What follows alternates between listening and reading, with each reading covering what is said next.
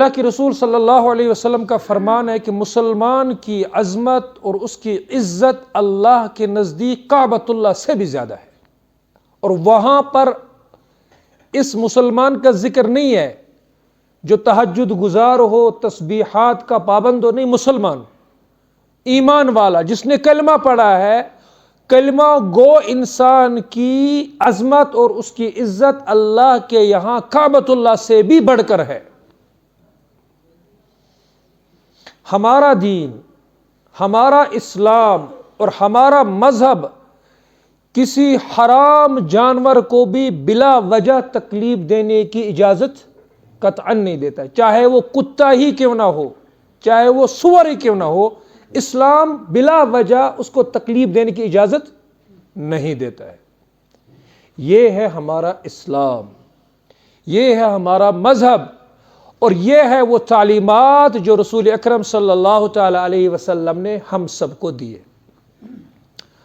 اب ہم ایک طرف ان تعلیمات کو رکھتے ہیں اور ایک طرف اپنے آپ کو۔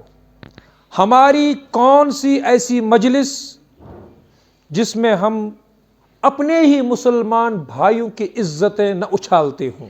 ہمیں کون یہ حق دیتا ہے کہ ہم نے کسی کے بارے میں کوئی بات سنی بغیر تحقیق کے، بغیر ثبوت کے، اس کو دوسروں کی طرف پھیلا دیا اور اس کو اچھالا، جس کی وجہ سے اس کو تکلیف پہنچی؟ ہمارا اسلام یہ کہتا ہے کہ کسی دشمن کو بھی تکلیف نہ پہنچاؤ، اور ہماری حالت یہ ہے کہ ہم مسلمان کو جس کی عزت اور جس کی عظمت اللہ کے یہاں کعبۃ اللہ سے بھی بڑھ کر ہے، اس کی عزت کے ساتھ کھلواڑ کرتے ہیں اور اپنی مجلسوں میں اس کی کہانیاں مزے لے لے کر سناتے ہیں۔ پہلے اس کا جو دائرہ تھا وہ بہت کم تھا، لیکن جب سے سوشل میڈیا آیا ہے، اللہ کی پناہ، اللہ کی پناہ کہ اس نے رہی صحیح کسر پوری کر دی۔ جو بات ہمارے سامنے آ جاتی ہے کسی بھی مسلمان کے بارے میں، تو ہم بڑے خوش ہوتے ہیں کہ اچھا اس نے یہ غلط کام کیا ہے، تو اس کو پھیلانا شروع کر دیتے ہیں، اس کو پھیلانا شروع کر دیتے ہیں۔ اسلام کا جو مزاج ہے نا وہ پردہ پوشی کا ہے، تشہیر کا نہیں ہے، کہیں نہیں ہے، تشہیر کا نہیں ہے، پردہ پوشی کا ہے۔ حضرت ماعز اسلمی رضی اللہ تعالیٰ عنہ حضور کی خدمت میں آتے ہیں اور خود اعتراف کرتے ہیں کہ یا رسول اللہ صلی اللہ علیہ وسلم، مجھ سے گناہ ہوا ہے، مجھے پاک کر دیجئے۔ خود اعتراف کر رہے ہیں وہ، اور حضور پردہ فرما رہے ہیں۔ اور ہم اگر ہمارے سامنے ذرا سا شوشہ لگ جاتا کسی کا، تو بس اس کی تو زمین آسمان ایک کر دیتے ہیں ہم۔ یہ اسلام کا مزاج ہے، یہ مسلمان کا رویہ ہے۔ چند کومنٹ کے لیے، چند شیئر کے لیے، چند فالوورز کے لیے اتنا بڑا قدم اٹھاتے، اتنا بڑا گناہ کرتے ہیں۔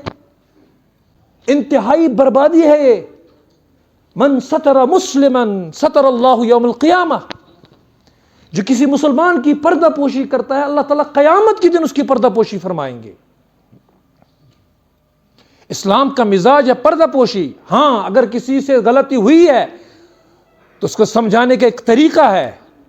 میں جب کسی کی عزت اچھالتا ہوں میڈیا پر، سوشل میڈیا پر، کیا میں گوارا کروں کہ میرے بارے میں اگر لوگوں کو اس طرح کا شوشہ مل جائے وہ بھی اس کو پھیلائیں؟ میں ان سے درخواست کرتا ہوں جو اس طرح کی سٹوریاں بناتے ہیں، اپنے بارے میں بھی ذرا ایک بار سوچو، یہ کیا آپ یہ پسند کریں گے کہ میری عزت کوئی اچھالے؟ کوئی اپنے بارے میں قطعاً یہ رائے نہیں رکھتا ہے کہ مجھ سے کوئی غلطی ہو گئی اور اس کو آپ اچھالا جائے۔ جب آپ اپنے بارے میں اس طرح نہیں سوچتے ہیں تو دوسروں کے بارے میں کیوں نہیں سوچتے ہیں؟ آپ مسلمان کہاں ہیں پھر؟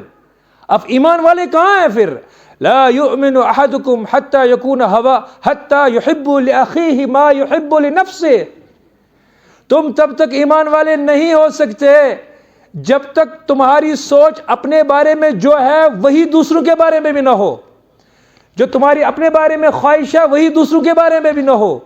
اگر تم چاہتے ہو کہ لوگ میری عزت کریں تو دوسروں کی پگڑیاں نہ اچھالو، دوسروں کی عزتوں کے ساتھ کھلواڑ مت کرو۔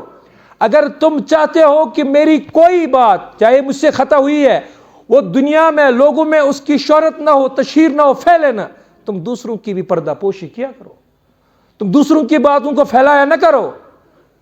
اس سے غلطی ہوئی ہے، یہ اس کا اور اللہ کا معاملہ ہے، اللہ تعالیٰ نے تمہارے حوالے نہیں کیا ہے۔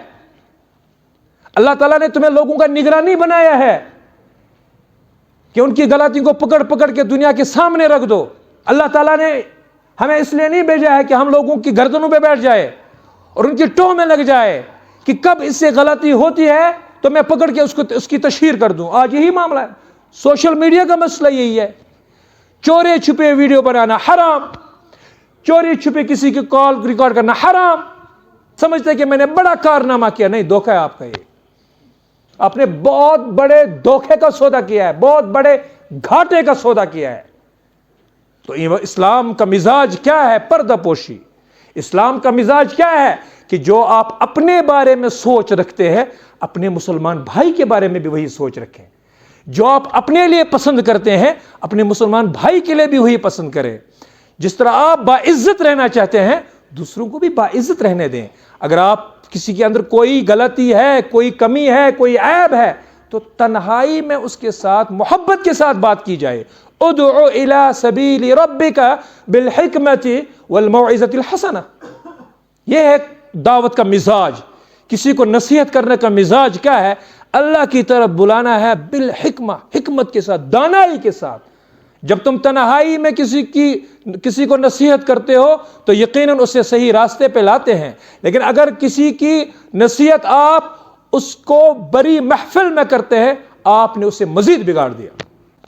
ایک شان ہے مسلمان کی کہ وہ جانوروں کو بھی تکلیف نہیں پہنچاتا ہے۔ مسلمان کو تکلیف پہنچائے یہ سوال ہی پیدا نہیں ہوتا ہے۔ بدکاری کو ہم سمجھتے ہیں کہ دنیا کا عظیم ترین گناہ ہے گناہ۔ الغیبۃ اشد من الزنا، دوسروں کے عیبوں کی کہانیاں آپس میں سنانا اور اپنی مجلسوں کو ان کہانیوں سے گرم رکھنا یہ بدکاری سے بھی بڑھ کر ہے۔ اب ذرا اپنی حالت پر نظر رکھیں، ہم اپنی مجلسوں کا جائزہ لیں، پھر دیکھیں ہم کتنی بدکاریاں پھر کرتے ہیں۔